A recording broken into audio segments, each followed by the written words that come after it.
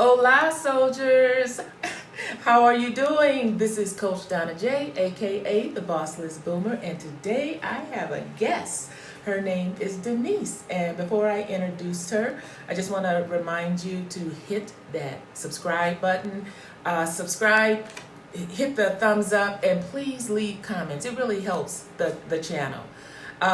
So what do we do here? We talk about TEFL certification, we talk about living abroad, we talk about traveling, especially in the area of wellness, and we also talk about pushing the reset button on life. You know, after that retirement party, that's not the last chapter in your life. There's still things to do, people to see, and places to go. And so we talk about all of that here. Today, however, we're going to be allowing Denise to share her experience since getting here after enrolling in TEFL. So Denise, tell us a little bit about yourself. So, I'm Denise. I'm a newly arrival here in Guadalajara.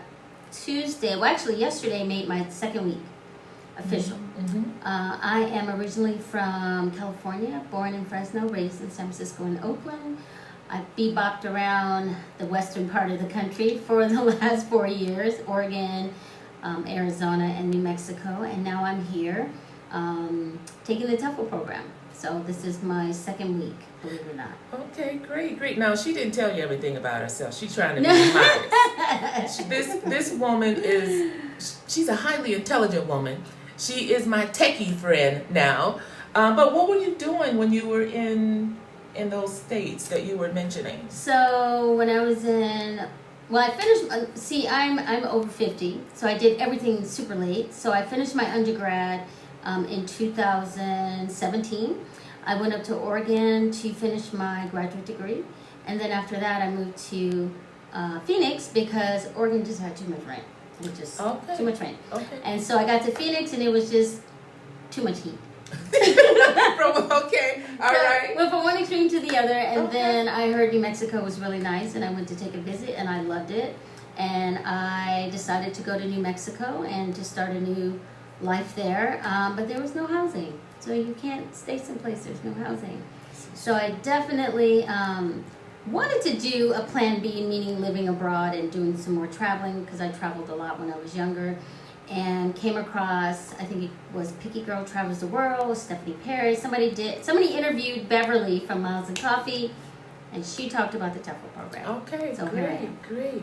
Now, in addition to your background that you just shared, I know that you're an artist, and I want you to tell us a little bit more about that because it's very unique. So I am I'm a digital artist, and so I don't create the digital work. I actually take digital photographs and layer them together to create a story. That's my medium, is photography.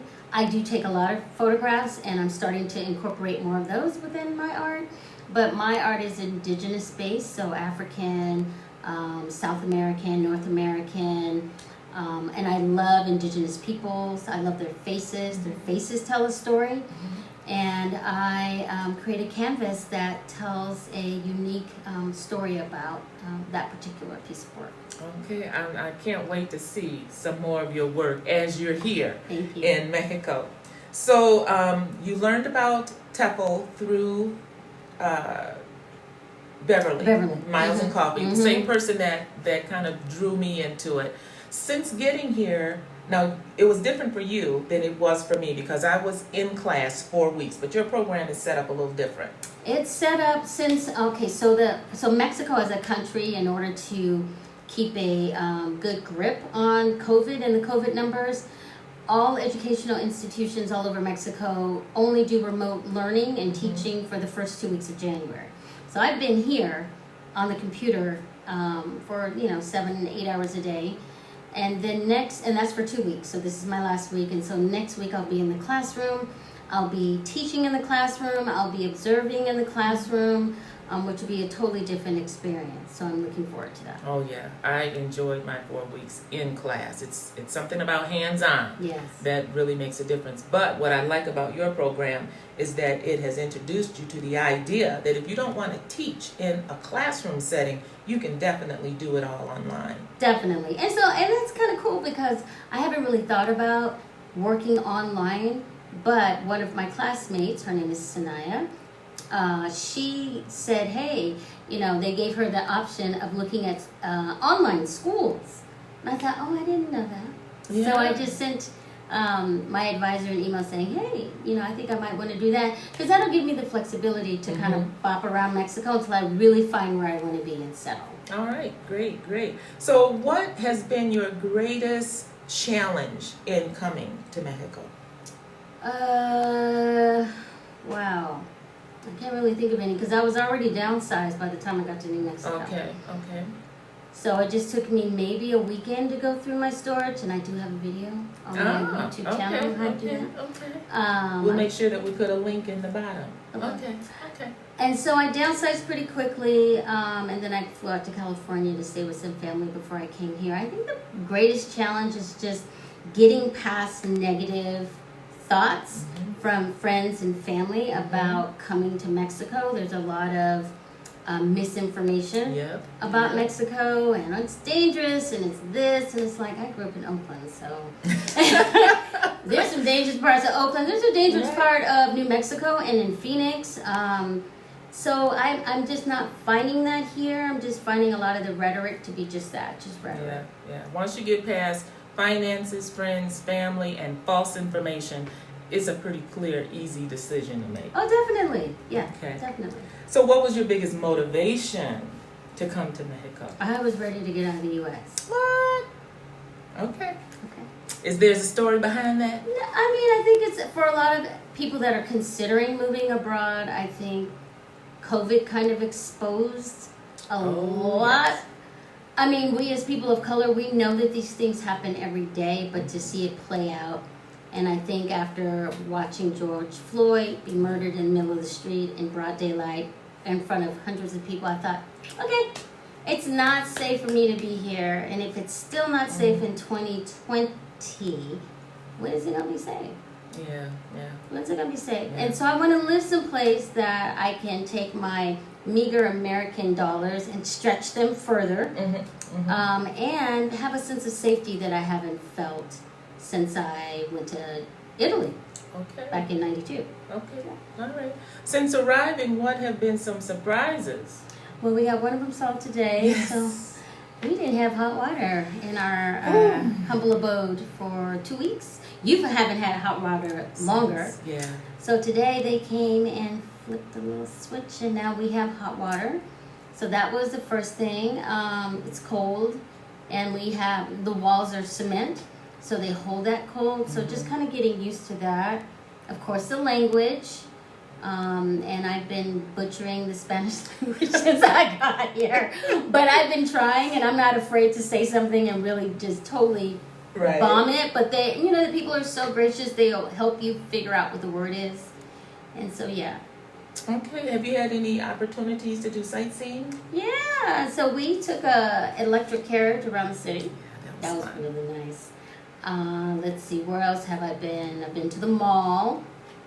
Very nice. I think when I sent the pictures back to my family, everyone was shocked. Like, oh my God, they have Mac, and oh my God, they have H&M. It was like, yes, it's a city like anywhere else. I don't know what people have in their mind when they think about Mexico, but they were all shocked and it was a beautiful mall. It's a beautiful mall. Yes. Yeah. Well, I'm sure that they're still caught up in the movies that the U.S. tries to portray Mexico as being this desolate, dusty, nothing. Right. And it's I mean, from our city here, we've got close to 5 million in Guadalajara, Mexico City. So Guadalajara is like the second largest city. Mexico City has, I want to say, close to 25 million. Yeah. And they are, of course, the largest. And then there's Monterrey. I mean, the cities are booming. I mean, we've got lights, we've got electricity, we got running water. And once we could fix some of those little problems when we don't know to flip the switch to have hot water, we have hot water.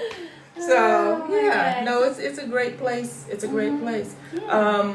One of the things that was I had to get used to was putting my toilet paper in the trash can. Oh. Yeah, so that's an adjustment, and I didn't know for a couple of days until they told me. I was like, oh gosh.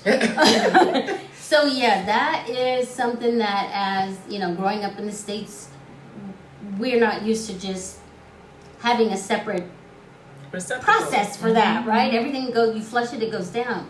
So I've gotten used to that, and just kind of gotten used to like the feel of the city.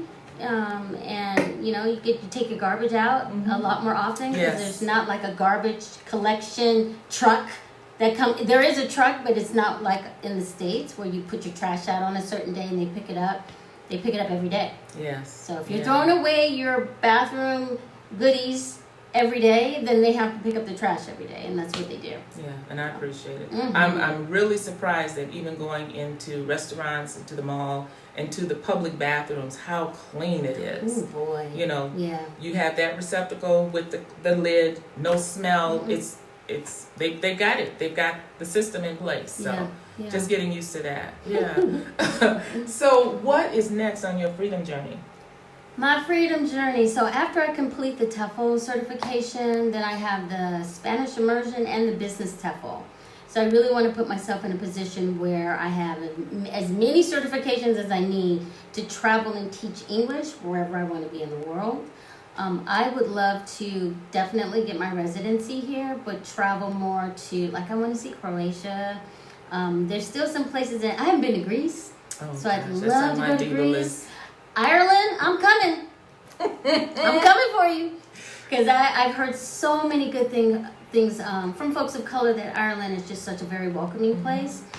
So yeah, that's kind of like my wish list, my intention list for the next, like this year, I would love to see at least 2 more countries. Okay, great.